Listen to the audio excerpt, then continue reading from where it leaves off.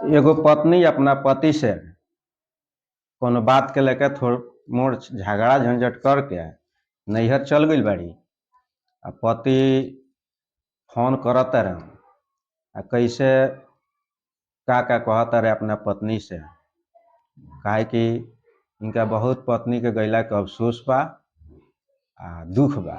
तो अपना पत्नी से का कहत रहे फोन के माध्यम से, हमरा कविता के माध्यम से रोलेंगे सुन। का याद तोहरा ना आवत होई नैना लोर बहावत होई, का याद तोहरा ना आवत होई नैना लोर बहावत होई, रही रही के सांझ सवेरे का दिलवा ना धड़कावत होई, का याद तोहरा ना आवत होई नैना लोर बहावत होई।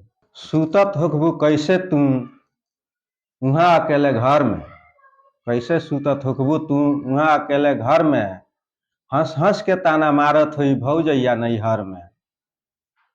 का सुन सुन के ओकर बतिया, का सुन सुन के ओकर बतिया लाज न तोहरा आवत होई, का याद न तोहरा आवत होई नैना लोर बहावत होई, रही रही के सांझ सवेरे का दिलवा न धड़कावत होई। लाख मनौनी तू ना मनलू, लाख मनौनी तू ना मनलू, बहिया झक झोड़ के आ तनी तनी बात खातिर चल गइलू तू छोड़ के। का तोहरा के सखी सहेली केहुओ ना समझावत होई, का याद तोहरा ना आवत होई नैना लोर बहावत होई, रही रही के सांझ सवेरे का दिलवा ना धड़कावत होई।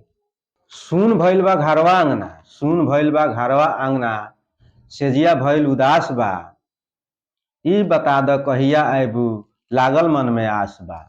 छने छने तू रूस जालू, छने छने तू रूस जालू, के तोहरा के मनावत होई, का याद न तोहरा आवत होई नैना लोर बहावत होई, का याद न तोहरा आवत होई। नींद न हमरा आवे रतिया, याद सतावे धड़के छतिया, तू कैसन अभागन बाड़ू नैहर गैलू छोड़ के पतिया।